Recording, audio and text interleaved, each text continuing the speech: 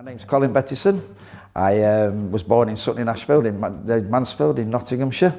My career started at 15 by joining a trawler and worked away from home until 15 years ago when I became a river pilot for ABP, and now I am the assistant dockmaster for ABP on King George Dock.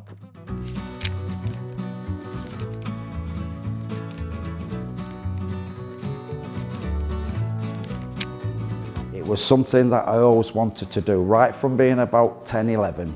Everybody else wanted to go down the pit or the hosiery industry because that's all there was in Mansfield at the time.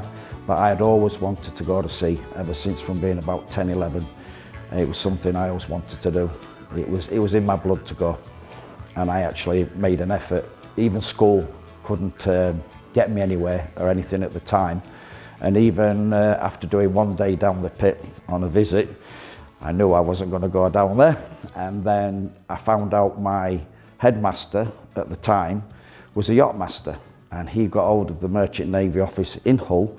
This is from Mansfield in Hull, and I had an interview with a Merchant Navy officer who got me the contacts in Hull, and that's how I came to Hull.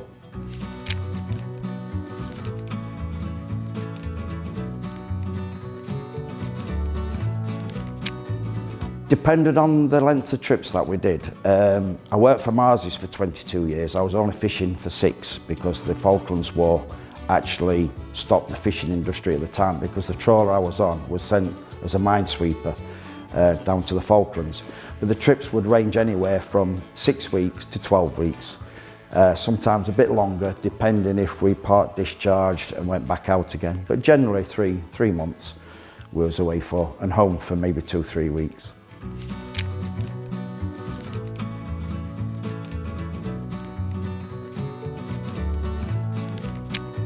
I heard the trawlers from Hull did 3 weeks, because there was 3 weeks and then there was a home for a couple of days and then back again for 3 weeks. And I heard they did 3 weeks. When I actually joined the ship, I didn't know the difference between a sidewinder and a freezer trawler. I had no idea what the difference was. And I joined the ship, and after 3 days of being constantly seasick and ill, I was dragged out my bunk, I was washed down, I was fed a full English breakfast, and then I was taken down the fish room on this trawler. And it was -35, and the room was absolutely massive. And the guy who was down there, his name's Mick, he's in my book, he's a lot in my book. And I said to him, "Where's the ice?" Because on a sidewinder trawler, the fish used to be covered in ice, and it was the decky learner's job to cover the fish in ice to keep it fresh. And then you used to have pound boards where you used to put the fish. And I'm looking round and I said to him, "Where's the ice?" And he went, "What ice?" I said, "The ice I'm supposed to cover the fish with." And he went, "Oh." I said, "It's going to take a lot of fish to fill this in 3 weeks." And he went, "Oh." He said, "How long did you tell Mummy you was going to be at sea for?" I said, 3 weeks. He went, "This is a freezer trawler." I said, "What difference does that make?" He said, 12 to 16 weeks. And I was seasick for another 3 days. I was so ill, so fed up. I never thought I would live that long, to be honest. It was, for a 15-year-old, it was terrifying. Everything was new, the movement of the ship, the smells, the sounds, and the hard work, you know. The fishermen did work hard to catch the living. And it was, yeah, I was sick. And I wanted to go home. I miss my mum already.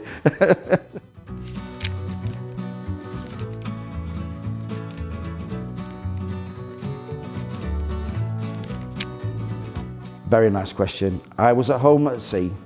I still miss it now, even though I don't go to sea as often as I used to do. But there was times when I did wish I was at home. Is when my kids was born, and my son was 6 months old before I saw him. And when family members took ill or if they was in hospital. I did miss the school days, the kids.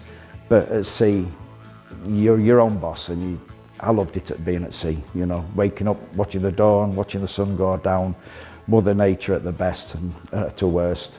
But I did feel at home at sea.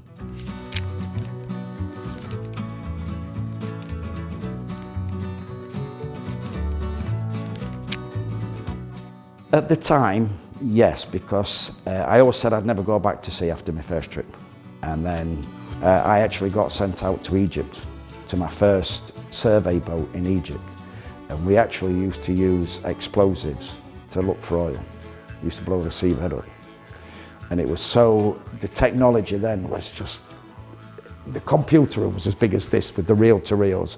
And what we used to do is we used to lay a line of, you know when you used to get the candy in sticks, like the licorice sticks, that was full of explosives. We used to lay a line of a mile of that on the seabed, then another half a mile, lay lines of explosives.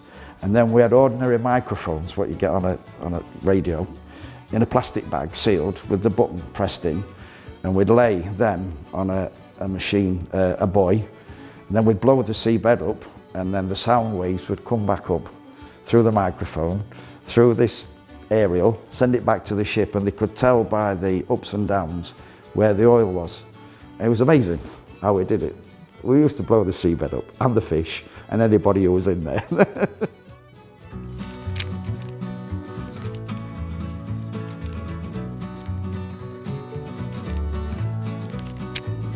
Argentina. I was in the Falklands at the time, and we'd been in dry dock, and this was actually in dry dock in Chile. Then we had to go to Argentina. I actually flew home from Argentina. Bearing in mind the conflict had only been finished about 5-6 years, but the country was absolutely beautiful. The people were amazing. The food was just fantastic. You know, their steaks was good. But it was a really nice, friendly place. It was good. But saying that, the best country to come home to is England. I do miss England. We're very fortunate to live in England. Very fortunate to live in England. But Argentina, I would always say I'd love to go back there. Always, yeah.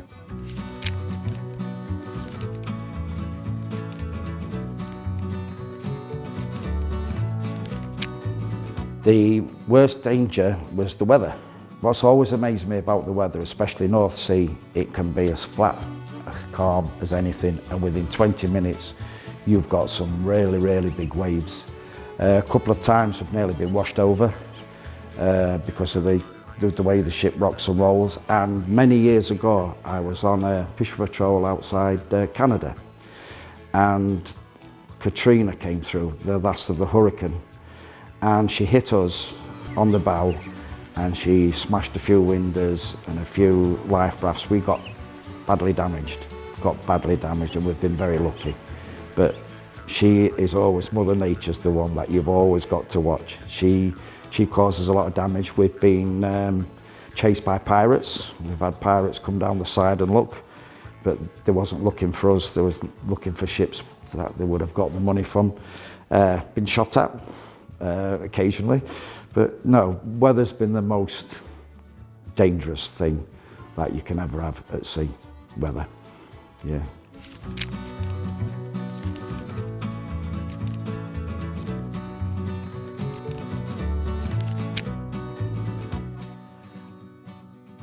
If that's what you feel you want to do inside, yes, I would encourage anybody to try, give it a go. There's a lot more safety and a lot more training now than what there used to be before. Like there's cadetships, there's the nautical colleges, you can get sponsorships. If you feel like you want to try it, I always say it's well worth a go. Some of the things you get to do and see is amazing. I think modern shipping now with the containerisation, you don't get the freedom of a shore like we used to do, the length of time. And we actually got to know some of the people. We've had the locals working on the ship, and you don't seem to get that now. But yeah, if that's what you want to do, I would encourage anybody to go to sea and try it. Because we've got a lot of females now, especially if you want to try something that's really nice, is cruise ships. Cruise ships really know how to look after you, and you get to meet people, you get to different places, and you see it. Royal Navy, they've now started encouraging more females to go. But then again, you're on a fighting machine. Merchant Navy is a bit better, a lot better.